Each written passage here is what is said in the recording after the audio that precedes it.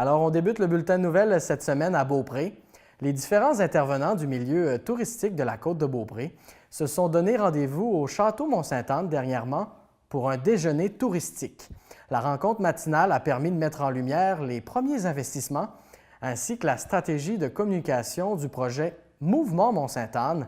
À ce sujet, je vous invite à écouter les explications de M. David Dorion de Développement Côte-de-Beaupré. Oui, effectivement, on travaillait sur un projet qu'on nommait Destination Mont-Sainte-Anne, mais maintenant, on parle de Mouvement Mont-Sainte-Anne. Alors, ce qu'il faut garder en tête, c'est que oui, on a une image de marque, mais Mouvement Mont-Sainte-Anne, c'est plus que ça. C'est de l'animation, c'est de l'événementiel, c'est aussi du développement de produits et de la commercialisation. Alors, Mouvement Mont-Sainte-Anne, ça permet de décloisonner et pas seulement parler d'un territoire là, géographique. Alors, on peut ouvrir les valves, c'est ce qu'on souhaite.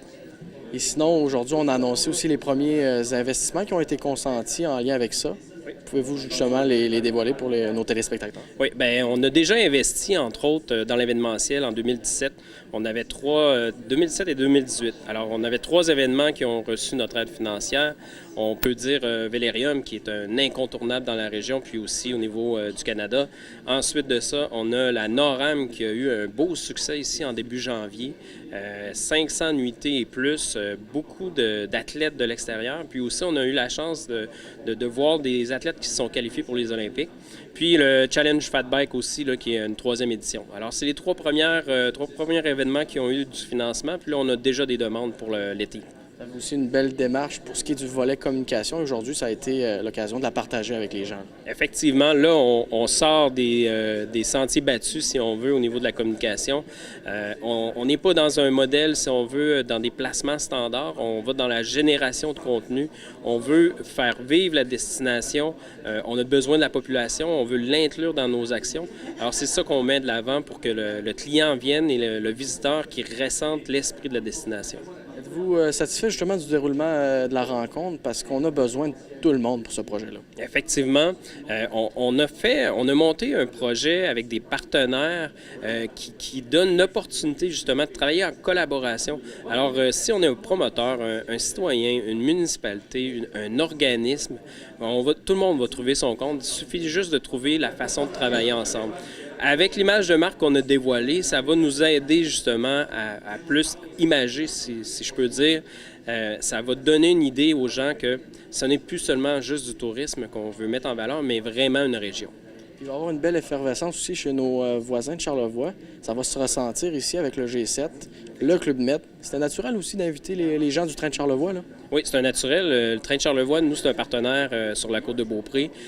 C'est un partenariat en plus avec le parc de la Chute Montmorency, le sanctuaire. Fait que pour nous, c'est tout à fait naturel. Ça fait déjà plusieurs années. Puis l'arrivée du Club Med, nous, on le voit comme une opportunité aussi de développement. C'est un gros projet qui arrive tout près de chez nous. Alors, c'est à nous de voir comment on est capable de travailler pour en retirer des bénéfices. C'est important aussi de travailler avec les élus des différentes municipalités. On en a vu quelques-uns aujourd'hui, notamment M. Pierre Renaud et M. Magella Pichette. C'est un bon signe, ça. Oui, très bon signe. On est content. On a l'appui, on sent l'appui des élus.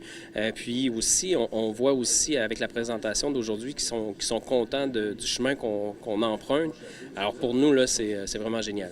Et là, ça va être quoi la prochaine étape en terminant là, pour ce projet-là? Parce que j'imagine qu'on va en entendre parler très bientôt. Oui, effectivement. Bien, là, on continue en fait en développement de produits, que ce soit au niveau du vélo de montagne pour la prochaine saison. Aussi pour l'événementiel, on va avoir du nouveau financement qui va être annoncé dans les prochaines semaines. Puis au niveau de la commercialisation, là, on rentre vraiment plus en mode production. Là on a vu le branding ou l'image de marque, mais là, on rentre dans le plan d'action concrètement dans les prochaines semaines.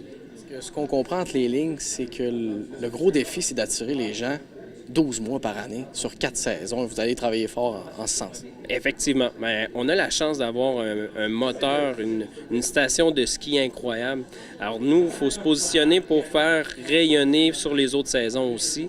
Alors c'est pour ça là, que l'image de marque va nous aider, puis la stratégie aussi qu'on met en place en partenariat avec le Mont-Sainte-Anne va être bénéfique.